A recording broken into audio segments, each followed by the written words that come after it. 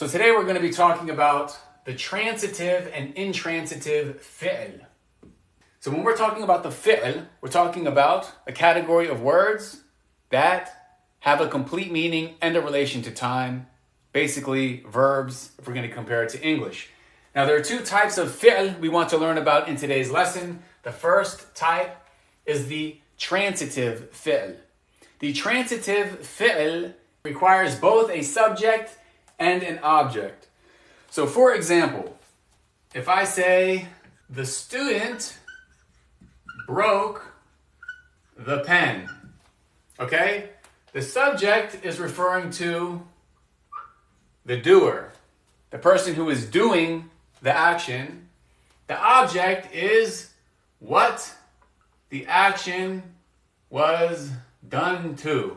So in this specific sentence, the verb in this sentence, or the fi'l, when we get to the Arabic, would be broke. Broke. Okay, so in Arabic, kasara, he broke. Okay, it has a complete meaning and it has a relation to time. When did something break? When was it broke? Broke in the past, right? He broke it in the past. It has past tense. All right. Which is the subject?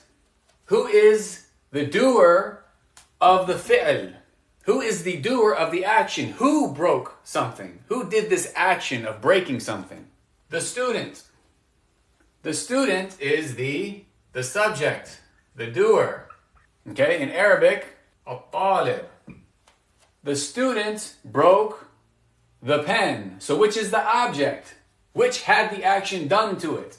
The pen. The pen is the object, right? The pen was on the receiving end of getting broken. The student did the act of breaking, and the pen is what was broken. Arabic would be al-qalam. So the student broke the pen. Now the point of this lesson is to understand that the fi'l broke, this would be considered transitive. Okay, this would be considered transitive. Kasara would be considered transitive. Why? Who can tell me in the chat why is kasara broke? Why is it considered transitive? Kasara is transitive because it has both a subject and an object. Very good. It requires both a subject and an object. So when we look at this sentence, broke, do we have both a subject and an object? Yes. Yes, we do. And the reason you're going to be able to differentiate is because now we're going to show you the category that only requires a subject. Okay? And that is intransitive. Okay? The second type is intransitive. And intransitive, it only requires a subject, a doer of the action. There's no object. Okay? So, for example, the man cried. The man cried. What is the subject in this sentence? What is the subject in this sentence? Who is the doer of the action? The man. Very good. The man is the subject. He is the doer of the action. Rajul is the man. He is the subject. The fi'l is cry, right? This would be the fi'l. In Arabic, it's baka, cried, he cried. So this is an action. It has a complete meaning and a relation to time. Okay, it happened in the past. The man is the subject. He's the doer. He is the doer of the action. What's the object? Very good. There is no object. Excellent. There is no object, right? Therefore, this fi'l is intransitive. Therefore, this fi'l, baka, is intransitive. The man cried. The man cried.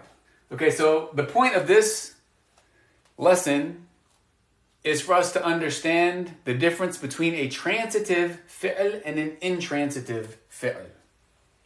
True or false? An intransitive fi'l requires both a subject and an object. True or false? An intransitive fi'l requires both a subject and an object. False. Very good. It is the transitive fi'l that requires both a subject and an object. The intransitive fi'l does not have an object. I'm going to give you some examples, and you tell me if this is a transitive fi'l or if it is an intransitive fi'l. The student slept. So slept, this is the verb, this is the fi'l, right? Past tense. Is this transitive or intransitive? Slept. Is this transitive or intransitive? Very good. It is intransitive. We can tell it's intransitive because it has a subject, but it doesn't have an object. Okay, the student didn't make somebody else go to sleep. The student slept. Let's bring another example. The boy ate the bread. The fi'l we're going to be looking at is ate. Ate. Okay? Is it transitive or intransitive? Excellent. Yes, it is transitive. Why? Because it has both a subject and an object. The boy is the subject. He's the doer. He's the doer of the action. And the bread is the object. It's what the action is being done to. The boy did the act of eating, and the bread is what was eaten. Okay? So this is the difference between the transitive and intransitive fi'l in Arabic. Nama Muhammadun. Nama Muhammadun. First of all, who can translate this for me?